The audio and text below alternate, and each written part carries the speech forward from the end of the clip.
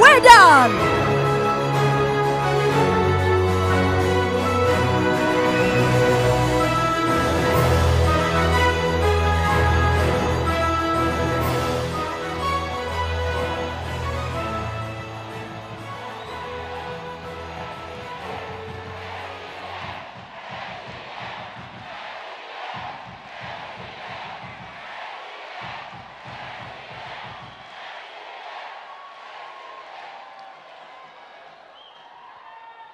PKS.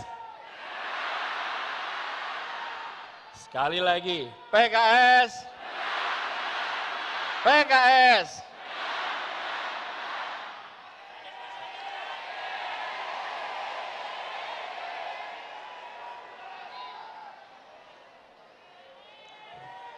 Saya baca pantun dulu boleh?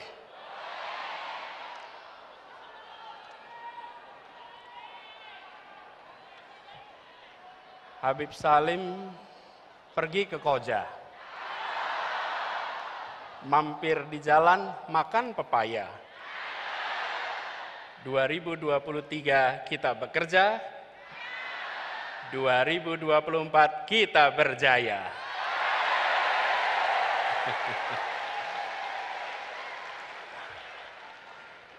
Lagi pantunnya? Lagi ya? Ustadz Saihu pergi ke Kemayoran. Pulangnya muter mampir ke Kemang. Bersama dengan koalisi perubahan, biiznillah kita pasti menang.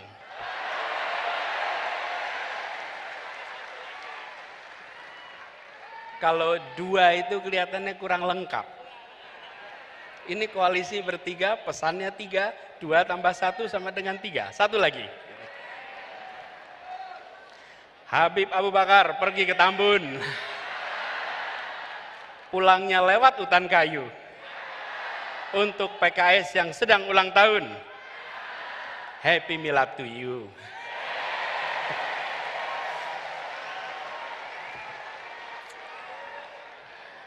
Yang saya hormati, yang kita hormati, yang kita muliakan orang tua kita, Wakil Presiden Republik Indonesia ke-10 dan ke-12, Bapak Muhammad Yusuf Kalla. Tadi pidato Pak JK di PKS, sepertinya Pak JK sedang pidato di rumah sendiri, Pak JK. Tidak pidato sebagai tamu, tapi pidato sebagai orang tua yang berada di rumahnya sendiri. Habib Salim mengantarkan menjadi sebuah rangkaian yang tepat, urutan yang tepat. Insya Allah beliau selalu sehat, dipanjangkan umurnya, dan terus menjadi penjuru bagi kita semua. Yang saya hormati, saya muliakan, yang kita semua sayangi, Ketua Majelis Syuro Partai Keadilan Sejahtera, Habib Dr. Salim Segaf Al-Jufri, para Wakil Ketua Majelis Syuro, Bapak Dr. Hidayat Nur Wahid, Bapak Dr. Muhammad Sohibul Iman, Bapak Dr. Ahmad Heriawan, Bapak Dr. Andes Suharna Surapranata, yang saya hormati Sekretaris Majelis Syuro, Ustadz Muhammad Sauki, yang saya hormati Ketua Majelis Pertimbangan Pusat, Bapak Dr. Suswono, Ketua Dewan Syariah Pusat, Kiai Haji Muslih Abdul Karim, yang saya hormati Presiden PKS, Bapak Haji Ahmad Saihu, yang saya hormati Sekjen PKS, Habib Abu Bakar Al-Habsyi, yang saya hormati Bendahara Umum PKS, Bapak Haji Mahfud Abdurrahman, yang saya hormati Ketua Mahkamah Partai, Kiai Haji Surahman Hidayat, Ketua Fraksi PKS, Bapak Dr. Jazuli Juwaini, dan seluruh anggota DPR RI dari PKS. Yang saya hormati Ketua Fraksi PKS, Bapak Insinyur Tifatul Sembiring, beserta para anggota MPR PKS dan Ketua Dewan Penasehat, Ketua Dewan Pakar, Profesor Dr. Iwan Prayitno bersama anggota.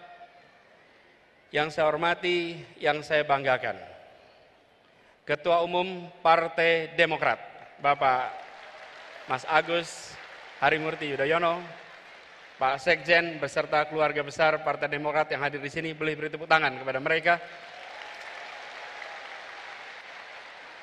Yang saya hormati perwakilan pimpinan Partai Nasdem, Bapak Ahmad Ali yang tadi bersama kita. Yang saya hormati juga Ketua DPR RI yang dalam hal ini diwakili oleh Dr. Ahmad Basarah. Para kepala daerah dan wakil kepala daerah PKS dari seluruh Indonesia yang hadir bersama kita, para ketua bidang dan badan DPP PKS, para wakil sekjen, wakil bendum, dan seluruh staf, kantor kepala staf, presiden, para ketua MPW, ketua DSW, ketua DPW, para pengurus, struktur anggota dan simpatisan PKS, dan seluruh keluarga besar PKS, para ketua dan anggota unit pembinaan, para tamu undangan, hadirin saudara-saudara sekalian sebangsa setanah air. Assalamualaikum warahmatullahi wabarakatuh.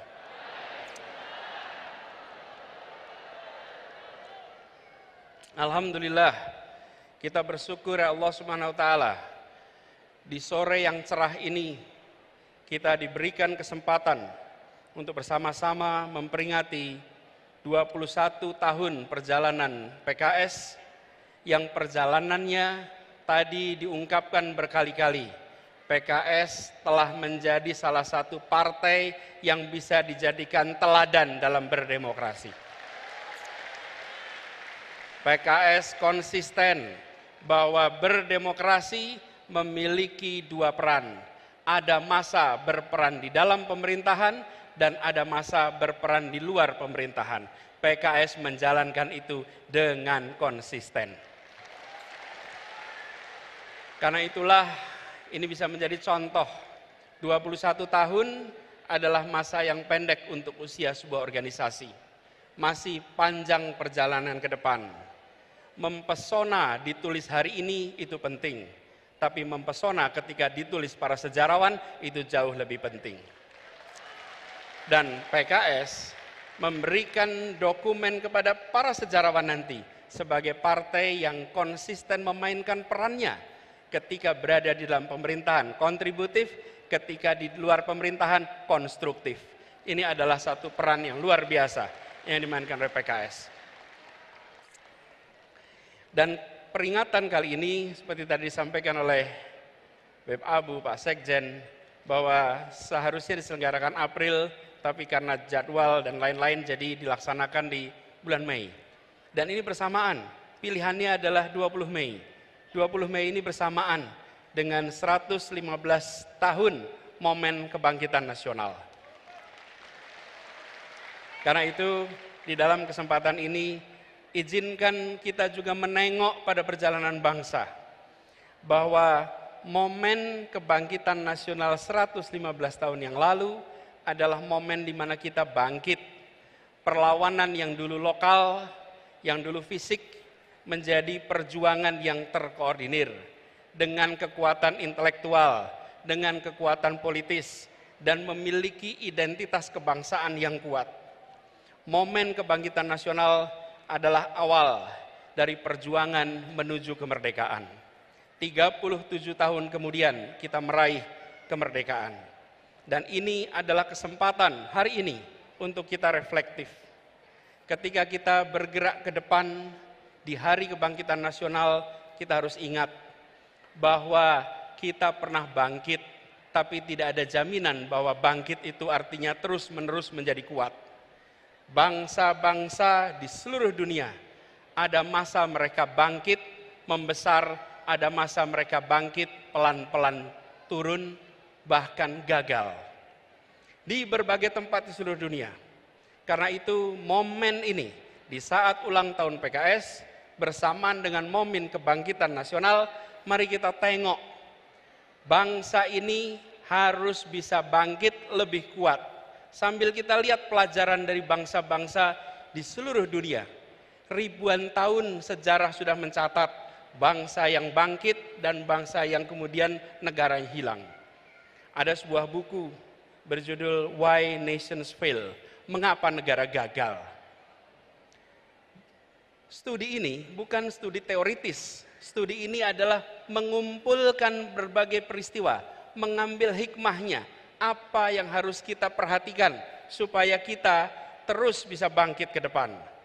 Dan di antara tanda-tanda mengapa gagal, mengapa kemunduran adalah dua unsur utama, institusi politik dan institusi ekonomi. Ketika institusi politik, institusi ekonomi itu bersifat ekstraktif, memeras, maka pelan-pelan negaranya akan turun. Tapi kalau institusi ekonomi, institusi politik sifatnya inklusif, memberikan kesempatan setara kepada semua, pelan-pelan negara akan bangkit menjadi kuat, menjadi makin berkembang. Apakah institusi politik dan ekonomi yang bersifat memeras, menyingkirkan, atau bersifat inklusif, memberikan kesempatan pada semua? Coba kita lihat satu-satu. Kita lihat institusi politik. Apa bedanya negara dengan institusi politik yang bersifat memeras, ekstraktif, menyingkirkan, dan yang bersifat inklusif atau melayani semua? Negara dengan institusi politik bersifat memeras, menyingkirkan, cenderung mengkonsolidasikan kekuatan, kewenangan pada satu pemimpin, pada satu grup, pada satu kelompok. Kekuasaannya tidak disebar dan dibagikan kepada semua. Negara dengan institusi politik yang memeras, menyingkirkan, memberikan kesempatan partisipasi yang terbatas, partisipasi yang terkendali. Bahkan mereka-mereka yang berbeda pikiran politiknya sering dipinggirkan dari arena. Negara dengan institusi politik yang memeras, menyingkirkan ini sering tidak mengindahkan etika, sering tidak mengindahkan aturan hukum. Bahkan peraturan bisa ditekak-tekuk, bisa diterapkan setelah tebang pilih, dan seringkali dibuat hanya untuk menguntungkan mereka yang sedang berada di dalam lingkar kekuasaan. Mudah-mudahan tanda-tanda seperti ini tidak ada di negeri kita. Ada apa tidak? Ada yang merasakan? Jangan sampai ada. Karena itu tanda-tanda bukan menuju kesuksesan. Dan sebaliknya, negara dengan institusi politik yang bersifat melayani semua, yang menjunjung tinggi pilar demokrasi, yang memberikan kewenangan kepada cabang-cabang pemerintahan agar saling mengawasi, saling menyeimbangkan. Negara yang seperti ini akan kita saksikan tanpa konflik kepentingan. Misalnya, yang seperti ini tidak ada market player yang sekaligus regulator. Kalau pedagang, pedagang saja. Jangan pedagang sekaligus pejabat, sekaligus pembuat aturan. Apalagi membuat aturan yang terkait perdagangan yang dibuatnya. Dan juga tidak kemudian serba rangkap jabatan, apalagi rangkap jabatan yang bertumpuk-tumpuk. Juga memastikan meritokrasi berjalan dalam pemerintahan, bukan memberikan keistimewaan pada keluarga. Negara dengan institusi politik yang melayani ini cenderung menjunjung tinggi tegaknya rule of law. Sehingga yang dilakukan adalah memperkuat cabang-cabang hukum agar independen, agar terbebas dari intervensi politik, agar transparan dalam setiap pengambilan keputusan. Dan kalau kita saksikan, ini yang harus kita perkuat di Republik ini. Dan terakhir, negara dengan institusi politik yang inklusif, yang melayani, akan menjunjung tinggi kesempatan warga untuk menyuarakan pandangannya, pikirannya, aspirasinya tanpa sedikit pun ada rasa takut. Negara yang inklusif adalah negara yang tidak baperan.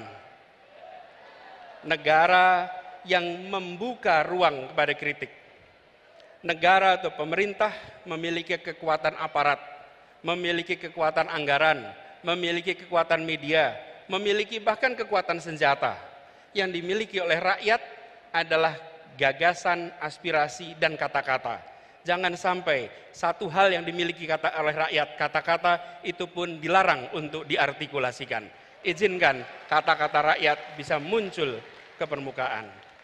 Karena itu bila saat ini ada pasal-pasal yang dikenakan kepada mereka yang mengungkapkan pendapat, maka ke depan kita perlu justru pasal-pasal dalam undang-undang kita, dalam peraturan kita yang secara tegas dan eksplisit melarang persekusi atas kebebasan berpendapat.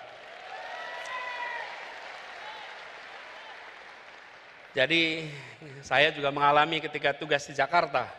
Ketika berada di pemerintahan, maka kita menjadi kotak pos alamat keluhan dan kritik. Dan itu harus diterima sebagai it comes with the job. Ini adalah bagian dari pekerjaan. Tidak perlu dituntut, tidak perlu diprosekusi, dan itu juga yang telah kita sama-sama laksanakan di Jakarta. Tidak ada satupun yang dilaporkan dan dipersekusi. Hal lain adalah terkait dengan institusi ekonominya. Negara dengan institusi ekonomi yang bersifat ekstraktif atau memeras, cenderung membatasi akses, membatasi kesempatan ekonomi, dan sumber daya finansial hanya kepada sebagian kalangan. Mereka yang berada dalam lingkar kekuasaan saja, mereka yang dekat lingkar kekuasaan saja. Sementara mereka yang jauh, mereka yang tidak bersama, tidak mendapatkannya. Ini harus kita hindari. Harus dihadirkan transparansi dan pengawasan atas penyalahgunaan kekuasaan seperti ini. Dan tentu saja negara dengan institusi ekonomi yang bersifat melayani semua, sifatnya inklusif, adalah yang memberikan kesempatan terbuka, kesempatan yang lebar kepada semuanya. Dan langkah-langkah yang kita lakukan untuk menghadirkan ini adalah memastikan bahwa yang kecil bisa menjadi besar tanpa mengecilkan yang besar. Semangatnya adalah seperti tadi disampaikan, bahwa membesarkan yang kecil tanpa mengecilkan yang besar. Jadi bukan hanya bersifat ekstraktif memberikan kesempatan pada yang besar untuk makin besar, tapi harus memastikan bahwa semua dapat kesempatan yang sama. Dan negara dengan institusi ekonomi yang bersifat ekstraktif ini cenderung abai pada pengembangan pelayanan publik dan pembangunan infrastruktur. Sebaliknya, yang inklusif cenderung untuk melayani semua. Kalau kita bicara infrastruktur, tadi sudah disampaikan juga, alhamdulillah kita lihat banyak pembangunan infrastruktur besar di zaman pemerintahan sekarang ini. Kita ambil contoh pembangunan jalan, tadi juga disampaikan pembangunan jalan.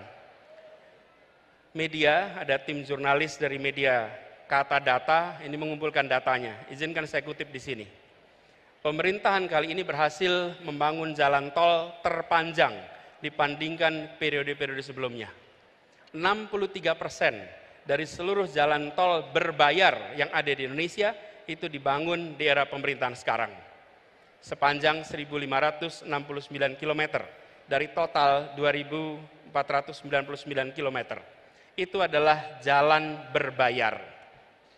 Sedangkan jalan yang tak berbayar, yang digunakan oleh semua secara gratis, yang menghubungkan mobilitas penduduk dari sudut-sudut desa ke perkotaan, yang membawa produk-produk pertanian, produk perkebunan, produk perikanan dari sentra-sentra tempat mereka dihasilkan ke wilayah-wilayah pasar, baik jalan nasional, jalan provinsi ataupun jalan kabupaten, terbangun 19.000 km di pemerintahan ini. Kalau coba saya bandingkan dengan pemerintahan 10 tahun yang lalu, di zaman Presiden Pak SBY, jalan tak berbayar yang dibangun adalah sepanjang 144.000 atau 7,5 kali lipat. Bila dibandingkan dengan jalan nasional, di pemerintahan ini membangun jalan nasional sepanjang 590 km. Di era 10 tahun sebelumnya 11.800 km. 20 kali lipat. Kita belum bicara mutu, kita belum bicara standar dan lain-lain. Kita bicara panjangnya. Kedua infrastruktur ini jelas diperlukan sama-sama. Tapi yang perlu kita perhatikan di sini adalah bahwa keberpihakan ketika bicara institusi ekonomi memberikan kesetaraan kesempatan kepada semuanya. Kita perlu memikirkan ke depan institusi yang inklusif, infrastruktur yang menunjang keseharian.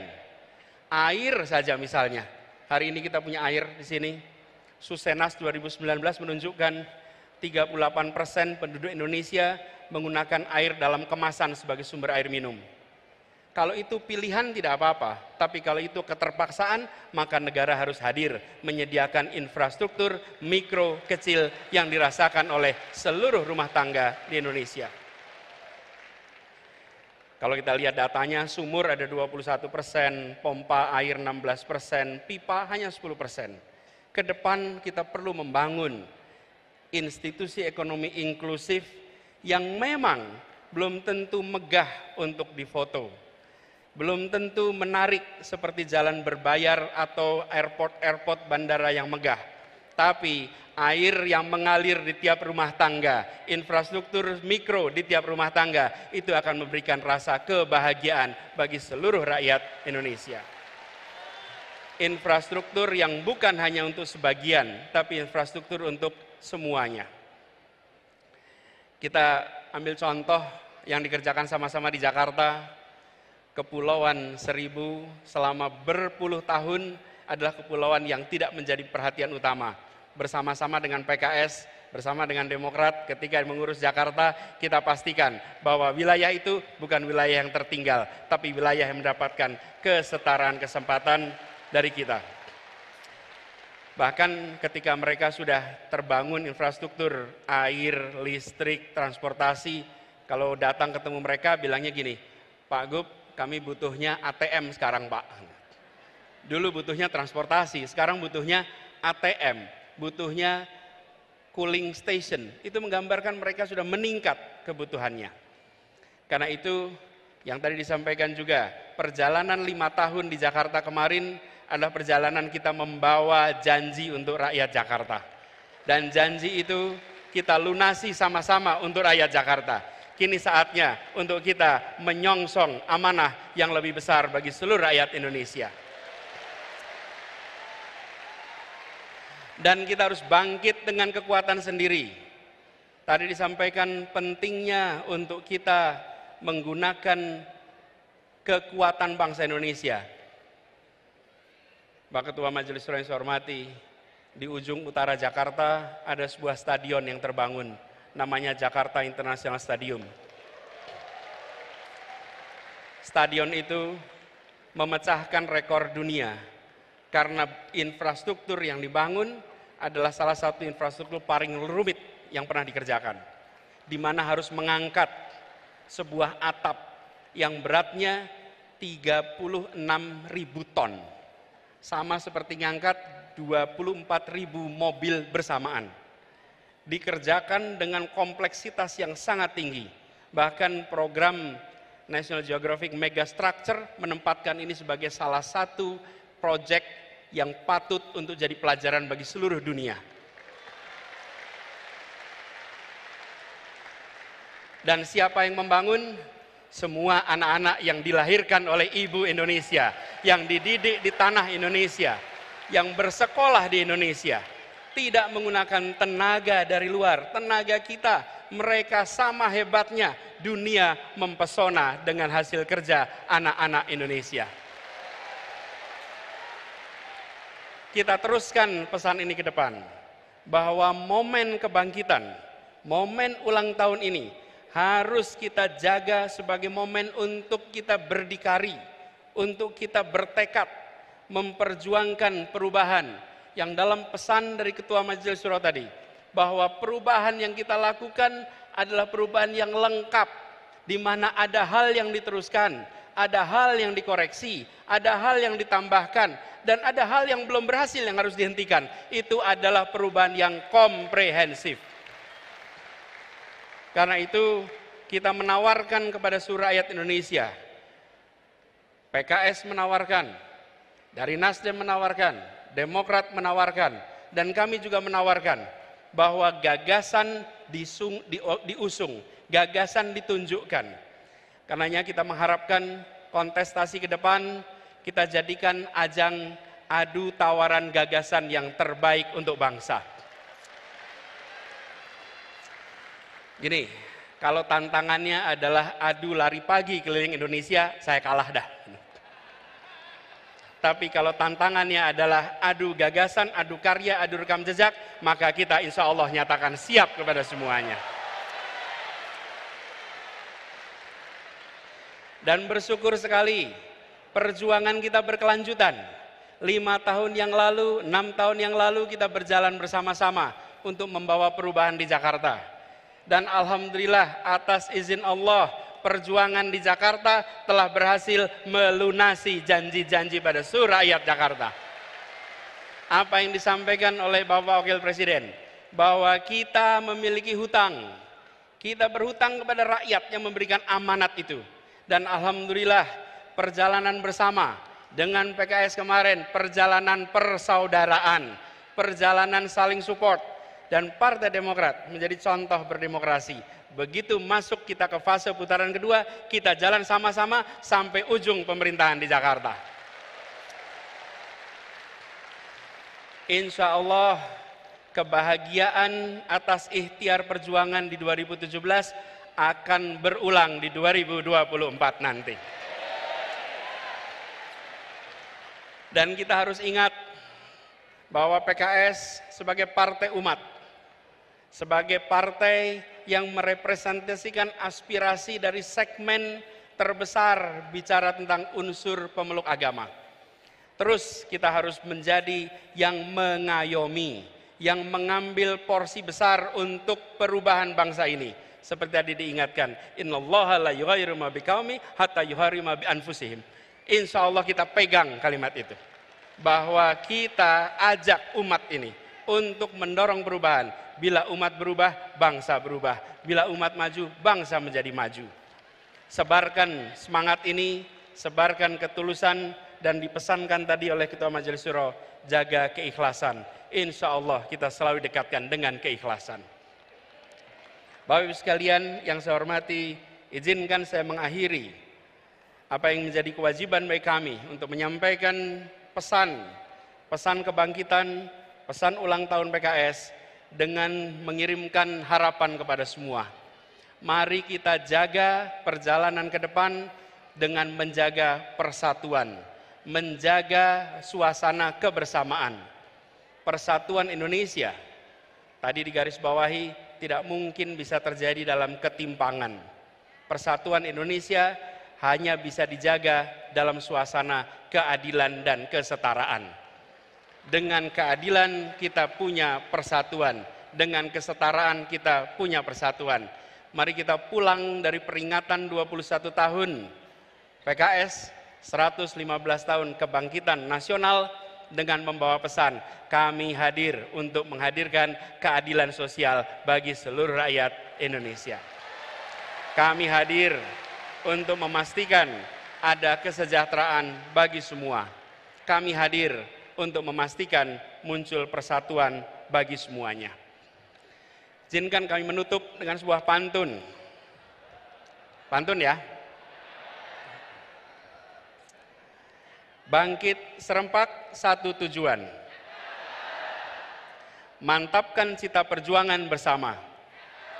Mari bersatu ciptakan perubahan. Wujudkan keadilan Indonesia sejahtera.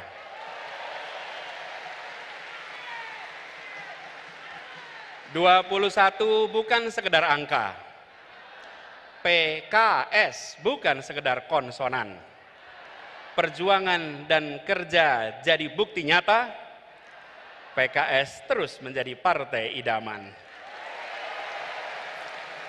Terima kasih, kurang lebih mohon dimaafkan. Assalamualaikum warahmatullahi wabarakatuh.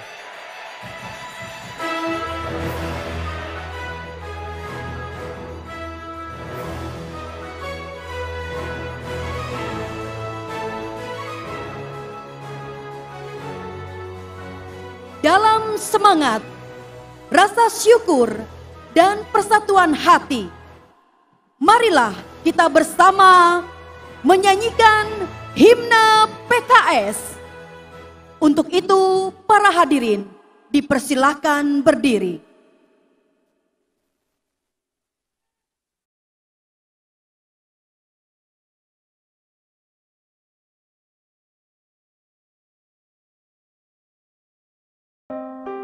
Terima kasih sudah nonton. Jangan lupa like, subscribe, dan share ya.